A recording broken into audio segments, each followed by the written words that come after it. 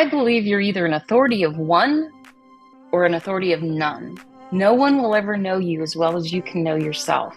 No one will ever know about all of the moments in your life that got you to this point in time. Now that begs the question, what is an authority of one? Authority of one is understanding yourself so well that you become the author of your future by design and not by default.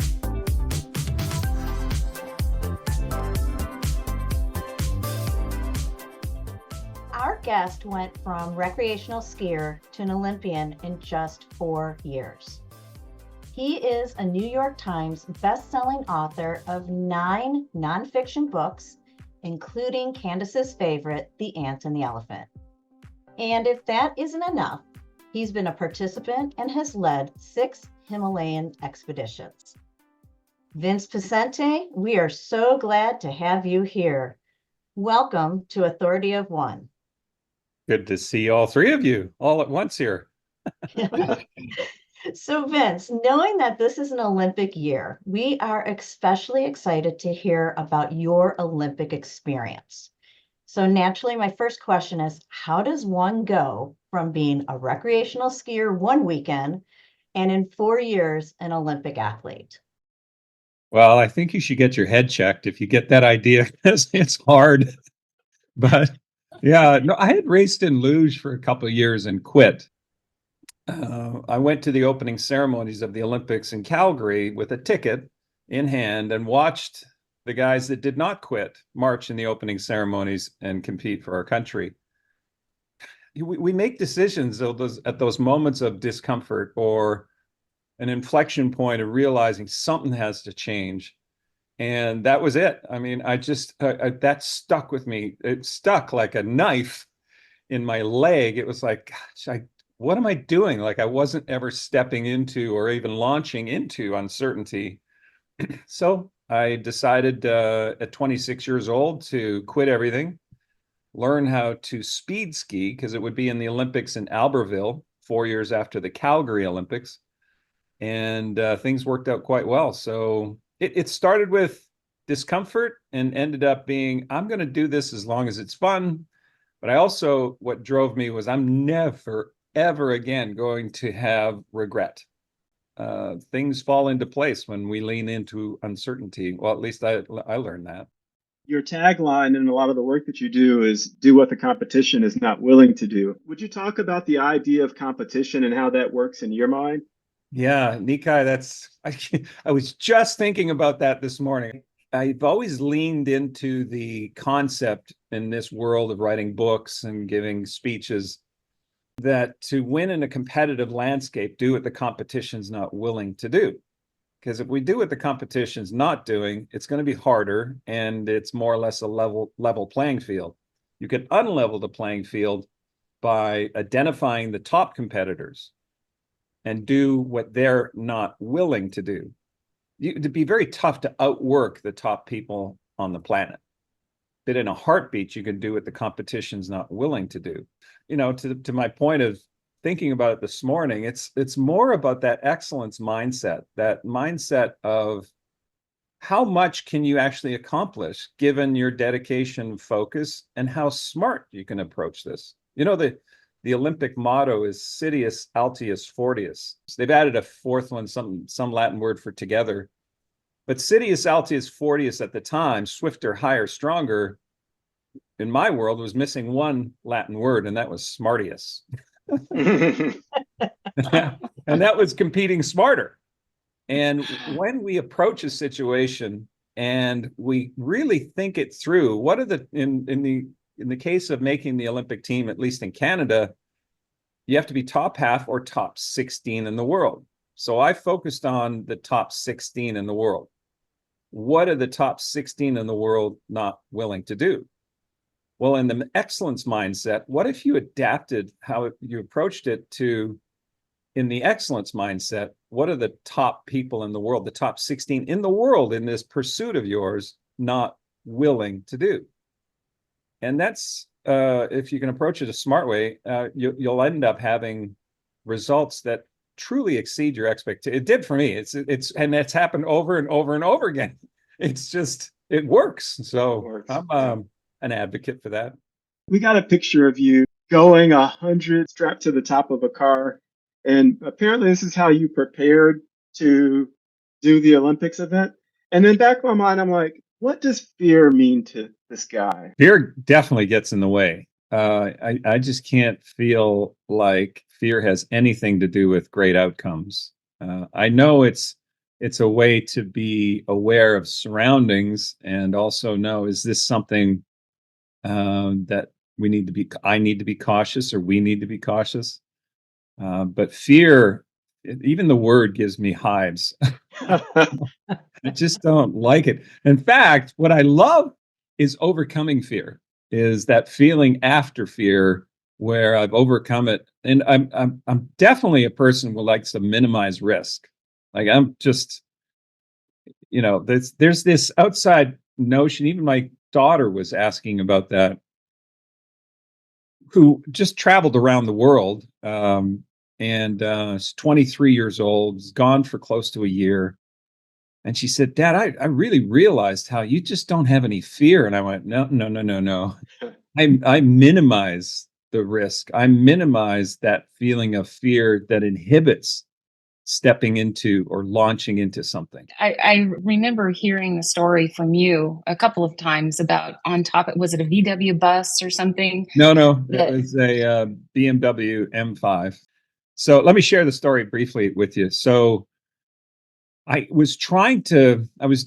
of the things the competition wasn't willing to do was go to the library. I mean, you can count on one hand on the planet right now how many athletes are in the library. They'll Google something or Bing, whatever. They'll do research. You go to the library, you're going to find some fascinating material that's really going to jump out at you in the topic you're researching. And in this case, it was aerodynamics.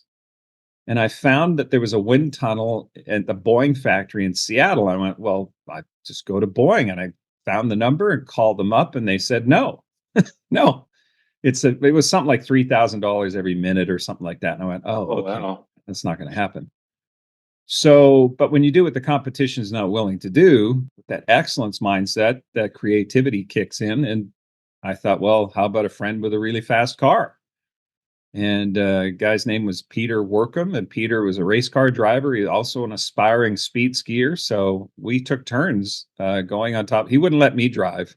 He brought a fellow race car driver of his, Brock Usborne. And so the three of us took turns riding on top of the car. The research was such a fundamental piece of mental training research, aerodynamics, politics, and sport. I interviewed a guy that had got a PhD, is Dr. Gary Smith at the University of Alberta, spent his entire life researching sport politics, basically. And a half an hour interview, that's all I needed. And I said, if there's any advice you could give, what would that be? And he says, well, number one, you make sure you're the number one ranked athlete in the nation.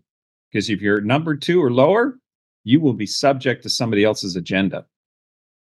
Candace, you had mentioned earlier about Vince having command and being that natural leader.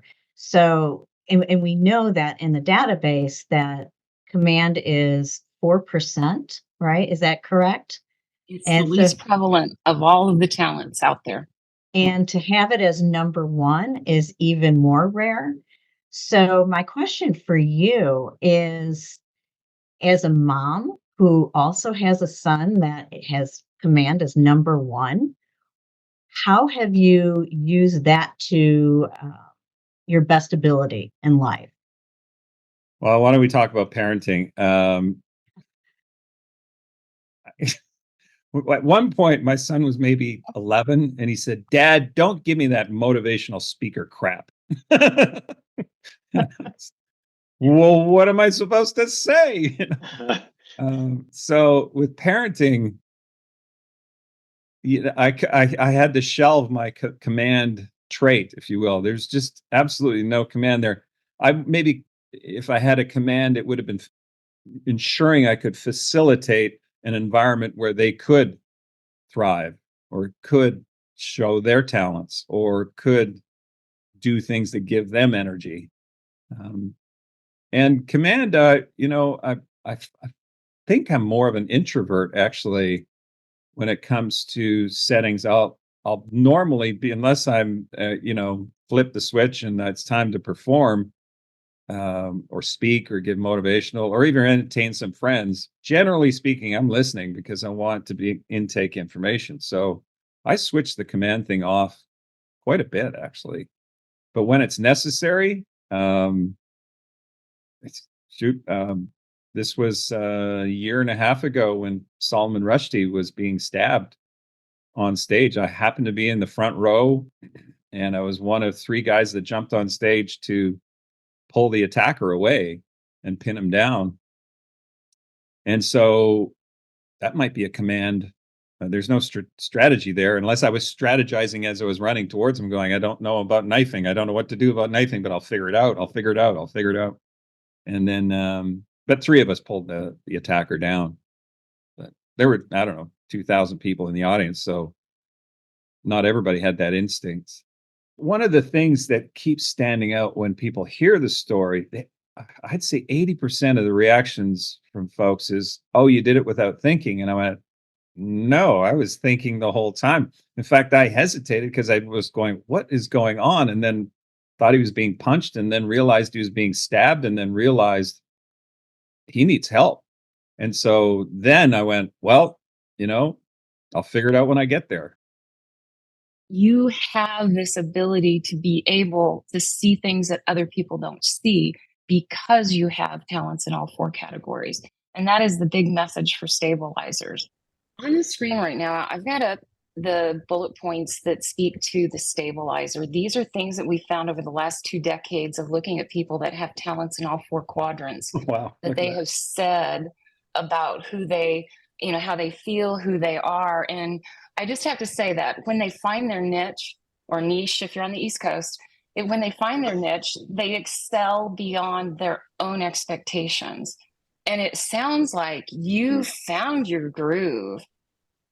And that's how you were able to take it so quickly. But one of the things also that we found about stabilizers is because they have talents in all four categories, they can basically launch from any one of these categories. They can learn from any one of these categories. They can interpret from any one of these categories. So they are so well-rounded that they don't necessarily feel like they have something special to offer because they can do it all. These are truly your jack of all trades, but master of none until you find that niche. You all are magic and necessary, but you might not necessarily think that you are because you're so well-rounded and you don't have anything special that's glaring in any one of the four categories that you can hang your hat on. Thank you for being there in that front row and taking care of Salman Rushdie. Yeah, you're welcome. It's he lived, and that feels good.